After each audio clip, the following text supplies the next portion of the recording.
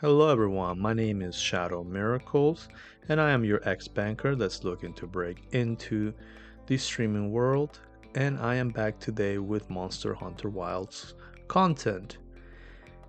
In fact, this will be one of my first videos actually discussing the game.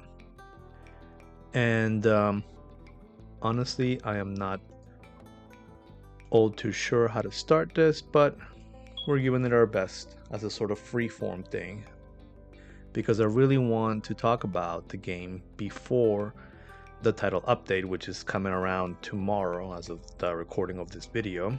Hopefully this will also be out before the title update. But I wanted to pretty much leave a record of my thoughts of how I feel about the game, especially before we get any other changes to it and updates, because obviously we are expected multiple updates. We already got the one for, well, we're getting the one for tomorrow, the first update, and they already announced the second one in the trailer of the first title update. So there's gonna be a lot of things coming, and I think that I want to be able to sort of keep a track of what my thoughts were before maybe some big changes that they made. I know that in Monster Hunter World, you know, when they did some updates, they changed certain mechanics around some weapons, and I know that they're going to be doing that for some weapons like the hammer and stuff like that. And even then, like, you know, when Iceborne was released, then we got the whole clutch claw things, and that was a huge change to the game compared to what it was in base world. So to me right now, this is sort of like, you know, base Wilds, right? So I guess I just want to make sure that I am seeing how I feel about it, and then, you know, I can always come back to this and kind of be like, okay, well, you know, these were my thoughts, and, you know, maybe somebody cares enough to listen to what those thoughts were from when Wilds first came out. Because right now, although right now it feels like everybody's playing Wilds, but also there are a lot of people that are not playing Wilds either, and they will more than likely pick it up later on as the game progresses. But anyways, enough of that. All of that to say that yeah, I'm gonna sort of break this down into some categories, kind of have like an outline for it. I really want to discuss the characters, the story, the monsters, and like just the armor weapon designs, and maybe also discuss some of like the end game stuff or the hardest challenges that we come across, and my overall rating of the game so far, at least prior to this title update. So the characters, we got hit with a lot of really fun characters, to be honest. One of the big ones is, well, at least two of the big ones are Alma and Gemma, and they're both basically your companions through the story, since they're kind of always with you. The other characters, while they are side characters, they do still feel like they impact a lot of the game, like Olivia's group with Eric and Werner. But my God, my biggest I have never had such a huge crush on a character like I do with Gemma. She is so awesome. Like, I am like, I don't normally consider myself like any kind of simp for any character, but man, Gemma is just, there's something about her that I'm just like, damn, I love Gemma. My number one waifu, you know, as cringy as that sounds, but damn. And I think a lot of people too agree with this thought. She's just really cool, and, you know, you're constantly going to go see her because obviously she makes all of your weapons and armor, so it's a good thing. And I like that, you know, they made that character be very appealing. Like in Worlds, it was like this like scruffy old man with a giant beard, which was really cool, but he didn't really take active part in the story outside of, like, you know, certain cutscenes and things like that. But Gemma actually like travels with us along with Alma and Nata, which is really cool. I like that a lot. It felt like we were actual like team. Alma, oh, I guess that'll segue into Alma, because I feel like there's a lot I can say about Gemma, but it's also a lot that people have probably already said as well. And she's just a really cool fucking character. Like, I know there's, you know, the theory that she is the grown-up version of another character from a previous Monster Hunter game, and I like to make that connection myself. Like, I'm definitely on the camp for it, but either way, like, damn, love Gemma. So yeah, Gemma's number one wife always. And then we have our handler Alma, who is a really good character. I like her a lot. Definitely much better than our previous handler, which was just called Handler from Worlds. And I know a lot of people are very like decisive about this, and I definitely didn't like our handler from Worlds. Like, I thought that, I don't know, there was just something about her that I didn't particularly enjoy. But with Alma, like, she feels like a real character. She's more actively with us the whole time. Obviously, you know, when you're in a hunt, she's actually alongside with you on the secret, and she's actually gathering stuff for you and things like that. It's more I don't know, active, feels better for sure. And her character is I didn't notice too many overall changes. It just feels like it's one of those things where, like, oh, you know, she trusts us, and she trusts us based on the fact that we are a good hunter. And I guess that is the one thing that sort of sets our, you know, character apart, being that we are already an experienced hunter. Like, we are not some rookie. Like in Monster Hunter Rise, you just became a hunter essentially. So you were, you know, kind of learning the ropes. With Worlds, you went, you know, you were new to the new world. Presumably, you were also a rookie. And damn, everybody just kind of glazes you in that game. So it's like, well, it's kind of cool, but at the same time, it's like, you know. But Alma overall feels like a really good character to me. I like her a lot. I don't think there was anything that was particularly annoying about her that I found in the story so far. I just enjoy her company, which I think is important, especially if it's a character that's just always with you at all times. So I will say that the one thing that is a bit annoying about not just her, but like the game in general, is that, like, she doesn't stick to one part in like the camps. Like, sure, you'll find her, depending on where you are, you'll find her like at a usual spot, but then when you try to go back there, sometimes she's not there. She's just like kind of wandering around the villages and other places, which does feel very real. Slightly inconvenience, but I would say that's like the only real inconvenience there. But overall, you know, I'm just can't really complain too much about Alma. I really like her a lot. Definitely number 3 for me as my top characters. But then, and Gemma being obviously number 1. But my second favorite character has got to be Olivia. My God, Olivia. I don't know what it is. Like, when she was first introduced, I was like, oh, it's whatever. You know, she just looks like, she comes off as like the very serious type of hunter and things like that. But she really isn't, I guess, like that. I think she's just like a tough character, and I like that. And, you know, she walks around with a hammer, which is pretty cool. So she's tough, she's cool, she's like, you know, basically a girl boss. Didn't really have much of an impression, but then there was like there was one scene that just freaking escalated for me. And I think everybody knows this one scene where, like, you get up to Suja, and you're having like a big feast or whatever with the people there, and you finally see her like without all of her armor gear on. It's just like regular outfit, and damn, she wore like this one top where like the back is like fully exposed, and my God, it like, oof, completely changed. Like, I was already like pretty much crushing on Olivia, but this one scene just like freaking escalated that thing to like a huge level where I was like, my God, Olivia.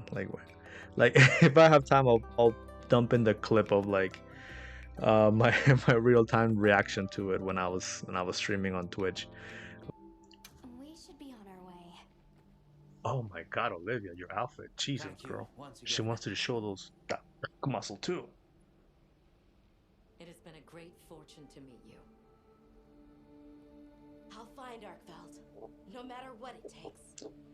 Sorry guys, I didn't knew that May Olivia would the become path you my second find favorite girl of be Monster the Hunter. one you Jesus. seek. All right, Need to let's pick my return mouth to the off the base camp floor in Silt. about it. Um but yeah, no, she's really cool. I'm really looking forward to seeing more of her, maybe in more future updates. Like I know that she's gonna be part of our story for a while since we all kind of came in there together. Um Now as for the other characters, Eric and Werner, um it's funny, like I think I wanted to like Werner and I wanted to not like Eric, but it completely flipped where I like Eric and I don't necessarily like Werner, even though there are some people that really like Werner's like weird, I guess maybe not weird. He's just like, I don't know, the way that he reacts to certain things. It's I don't know. He doesn't. It just doesn't seem like he quite understands the social things. Like um, the one scene in the oil basin where like he was just like fixing the thing or whatever. Even though people were like telling him, "Look, this is dangerous. You're gonna wake up something that we don't want to wake up." Uh, and it almost felt like he didn't particularly care. And even when he tried to apologize, he didn't quite apologize in a good way. I mean, I don't know. There is some things that are like I do like about his character. Like I do enjoy his like sort of like dry humor kind of thing. Um, but that's pretty much. I don't know. I'm not a huge fan of Werner, but it's not like a really big problem. Like I don't feel like the game is any less because he's there or anything like that. Eric, to me, he came out as pretty much like what was supposed to be like the pretty boy, like the sort of. I guess he has like a sort of feminine look, and but he's very passionate and excited about like his research and things like that, which it is felt in the game, and I do like that. Like in his quote unquote introductory scene with La Labarina, he was so excited to like get to look at this monster, and then you see that, and you see and hear the passion that it is behind his wanting to discover those kind of things. Obviously, gets him into trouble, and that's how you fight the monster and things like that. But I don't know. There's something about that that's like an unapologetically like passion for something. Um, but again, like Eric and Werner, um, they're both very good characters. I think for the most part, like I do like Werner less, and I definitely like Eric more. But overall, like the team of Olivia feels really cool, which I personally like. I guess the other one to talk about is Nata. Nata is a pretty good. I don't know. I guess I wouldn't. I don't know. I don't know if it's insulting to call him not a character, but he just feels like he's just there. I mean, he is. He does kind of like drive things forward, and I do like that. We have like this kind of kid that's like struggling between understanding this 𝐼𝐸, and then once he kind of feels like he understands it and kind of appreciates it, then all of a sudden we have to kill 𝐼𝐸, and then it's like, okay, well that's cool. I guess this is more running into like the story portion of it, so I guess I'll move on to the sort of story since Nata obviously is tied into the story more. Um, because the story overall seems like you find Nata and he's like, and we're trying to return him to I think they're called the keepers. So it's very much him trying to like deal with like the fact that it's like, why did this monster attack us? Like, now I can't find my people, and he's sad about it. But as he learns more about 𝐼𝐸 and like the history and things like that, with him being a guardian stuff, he like starts appreciating 𝐼𝐸, and he's like, and his famous thing being that he finally found a way to live or some things like that, and he's just like me. But it's like, I don't know, it's such a flip to me where it's like, you're like, for one part, at one point you're like hating this monster, then another point you're like, oh, I understand this monster. And then, obviously we have to like kill it, as because 𝐼𝐸 essentially just kind of loses control of himself. Like, yes, he has become unchained. He's no longer chained by his guardian role. He's becoming more than that. He's becoming like an actual monster, and a real life monster, I guess. And so, there's like a sadness there where it's like, well, he finally got a chance to like live, but now we have to like end that life. And it's like, and it's pretty cool. Like, I mean, it's a cool story idea. I like it a lot. And it's just funny to me because like you get all of that like in the beginning of the game. Well, not the beginning, but like the first part of the game, which is like low rank stuff, right? And then towards the end of it, obviously 𝐼𝐸 comes back, but it's the same problem again, where like 𝐼𝐸 almost comes off malicious because he's just like, oh yeah, I want to fight and I want to eat and things like that. So it's like basically it's just a repeat again, but I guess this time it like shows that unlike before where Nata was like struggling with that decision, where he was like, oh no, like I don't want you to do this, Hunter, like don't do this, please. Where it's like him being like, it's okay, go ahead and do it. So it's like there's a progression there. I just find it funny that it's like, okay, well, we got this beautiful thing, but we still gotta kill 𝐼𝐸, not once but like twice. It's like he lay the first 𝐼𝐸 laid an egg, and now you know that they're able to I guess self-reproduce, like they can just lay eggs, I guess, and go on from there, which is good because obviously 𝐼𝐸 needs to be fought over and over again. So obviously, if anything, I think 𝐸𝐽 is the only monster that really we haven't got to fight again, but we will obviously with a new title. So very excited to finally fight him because that fight is really fucking cool, as most Monster Hunter fights are. But yeah, I mean, I guess I don't have too much to say about the story. Like, the story was fine for what it was. It was definitely the driving force, for us to be moving out from one place to another. I love that we have this weather mechanic. It is slightly inconvenient, just because obviously certain monsters only pop up after certain weather conditions have passed or are in part of.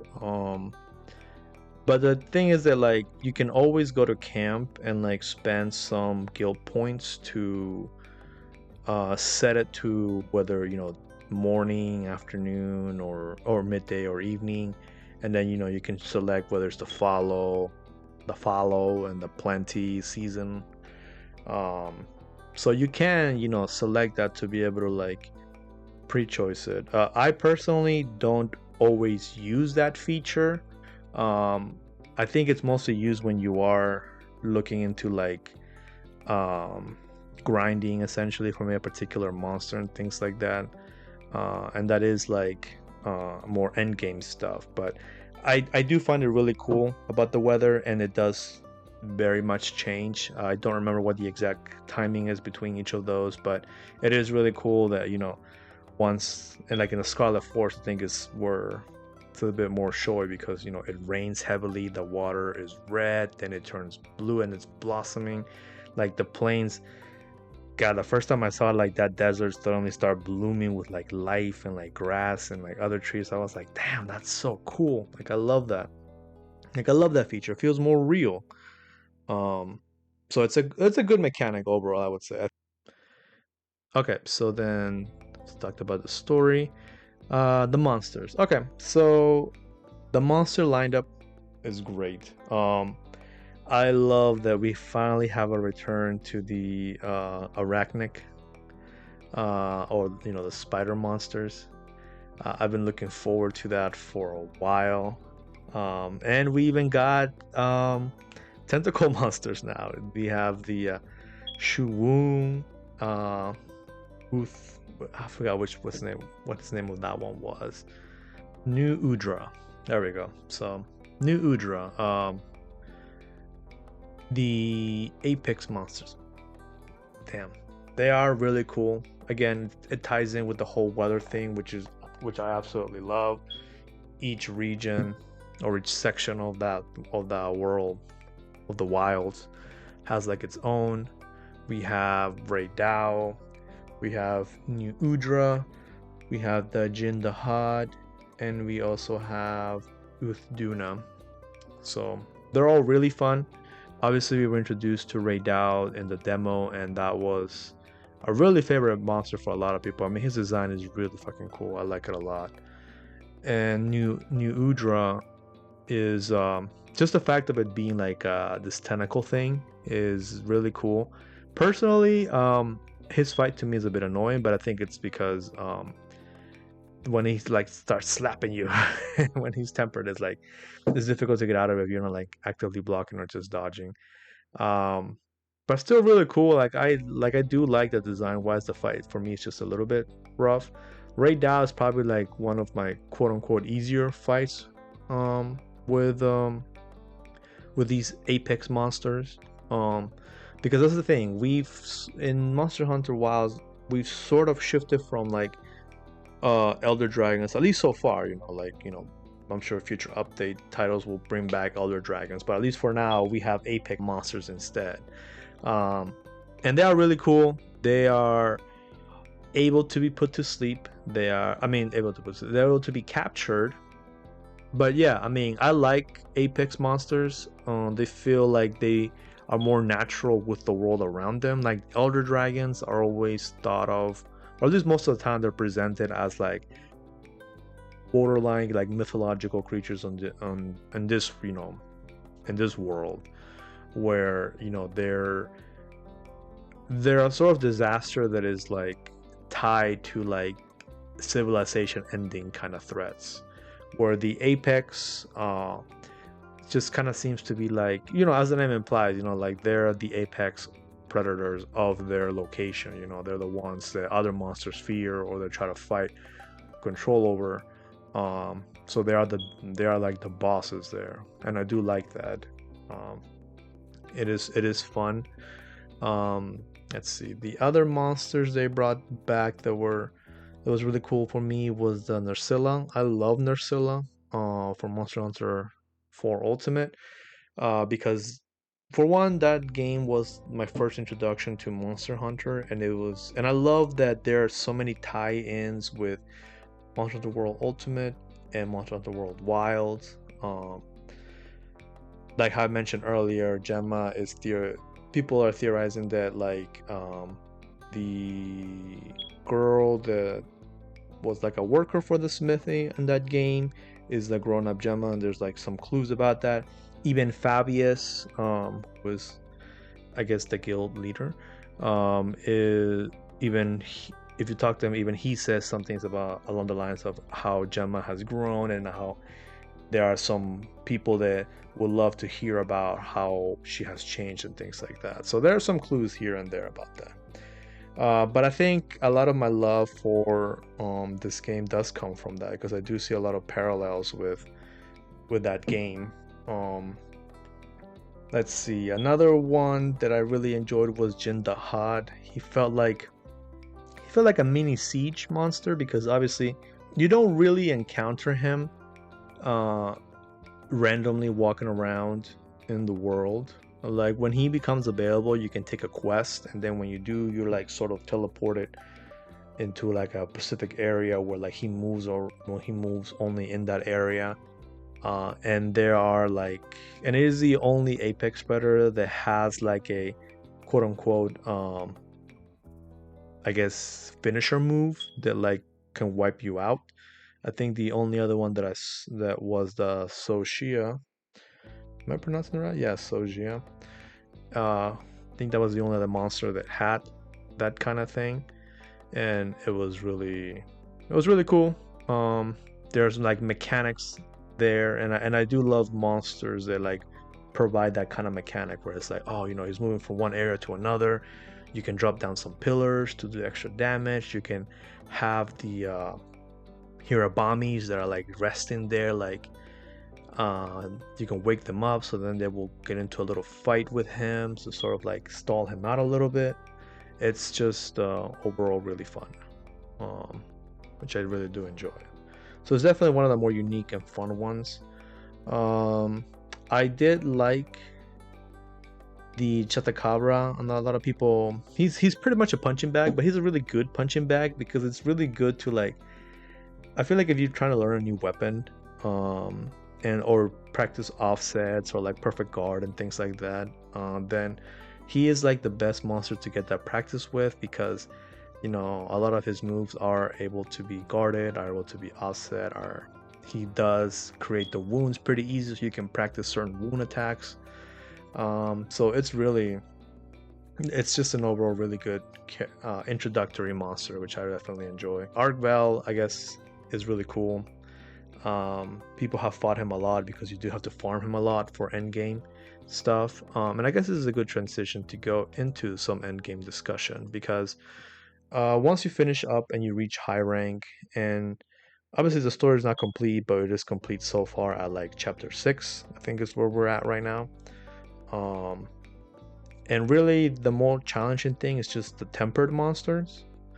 For the moment, we are really cool getting we're getting arch tempered monsters as well, with Ray being the first one. I don't believe he comes out with this title update, but he will be coming out later in the month. So a lot of people are looking forward to fighting him, myself included, because if you remember from Worlds, at least from I remember from Worlds, arch tempered monsters were, Jesus, they were brutal in your first encounter, but like, you know, I'm sure it'll get easier along with time and things like that. Like, we have different tools now with this game, that are awesome.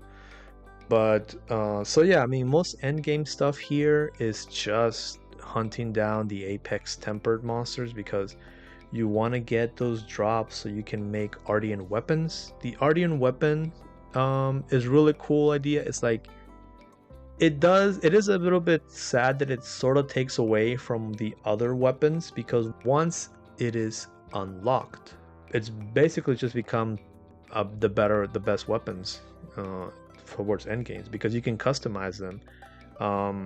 You can make it so that they're elemental, make them affinity or status. You can get a really good amount of raw attack on them. Final Ardian weapons, they're white sharpness, and a lot of the other weapons, like, sometimes they just stop at blue, even if you go up to the max that they can right now. So overall, the Ardian weapons are just that much more powerful, and so a lot of the drops to get them is only from, I believe, either you melt them through gold tickets in Suja, or you just get them as drops from tempered apex monsters, including 𝐼𝐸, and the pain in the ass that is 𝐺𝑜R Magala. My god, I love 𝐺𝑜R Magala, don't get me wrong, I love 𝐺𝑜R Magala. His design is the coolest thing. Again, it ties back to Monster Hunter Ultimate 4 Ultimate, where I was first introduced to that monster, and his story there was so cool. His design amazing, and when he becomes enraged, he gets these wicked horns.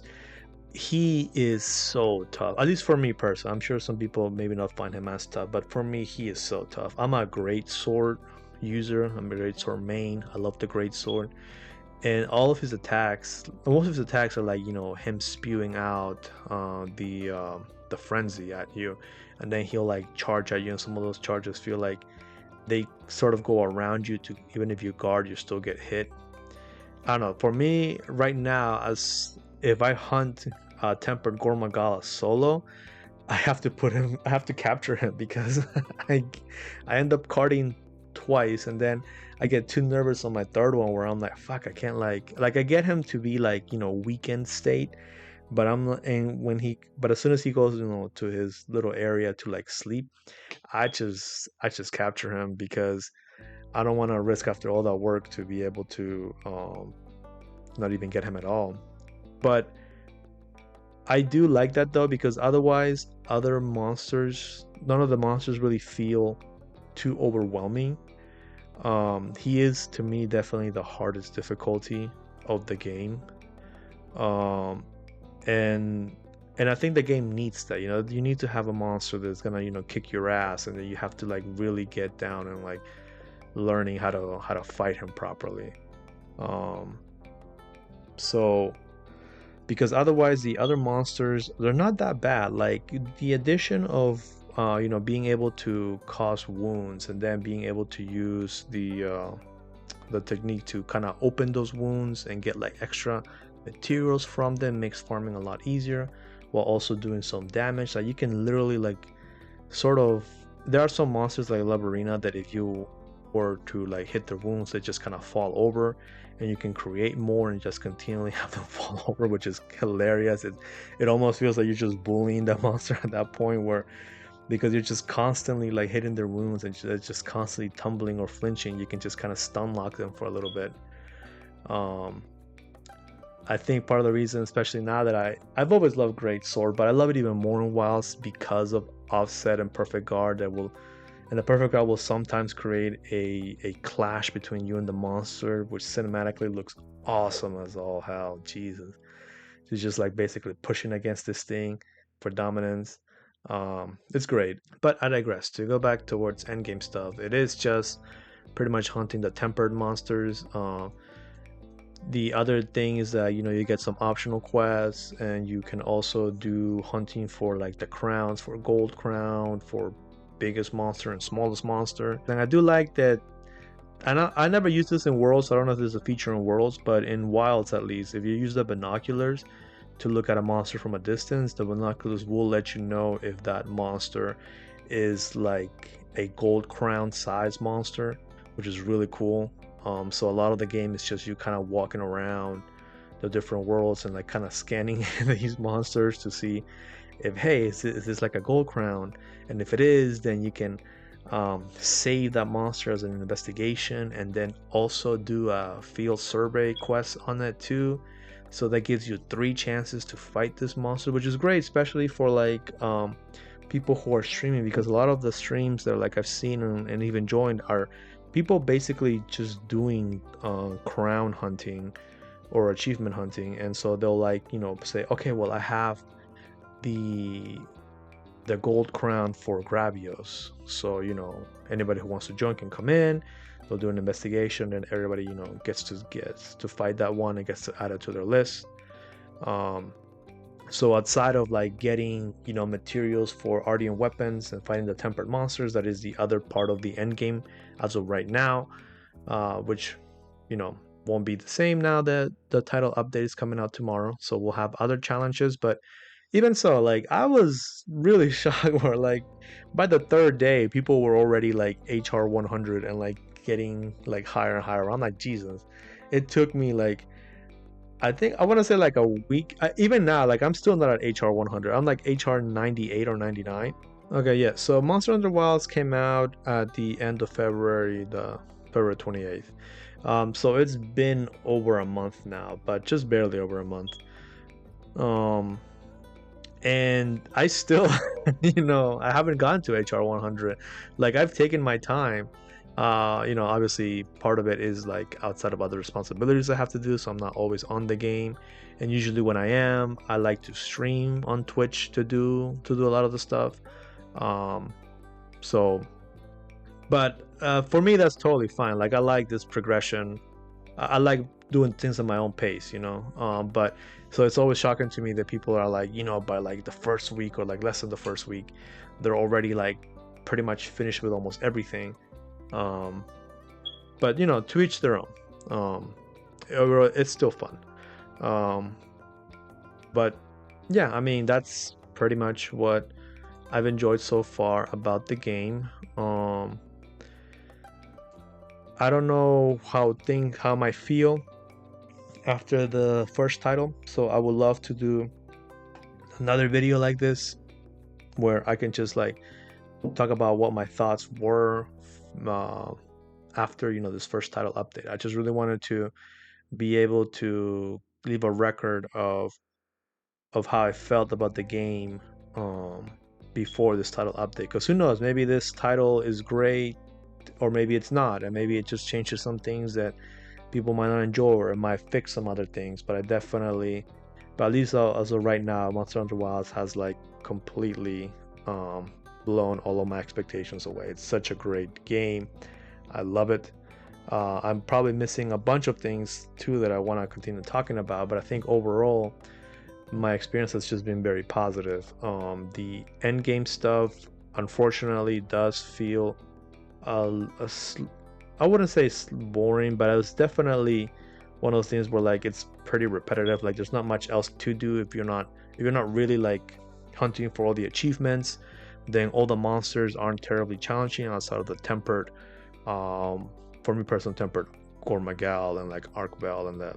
I do like it, but it definitely needs more challenging stuff. I do want to see more people like.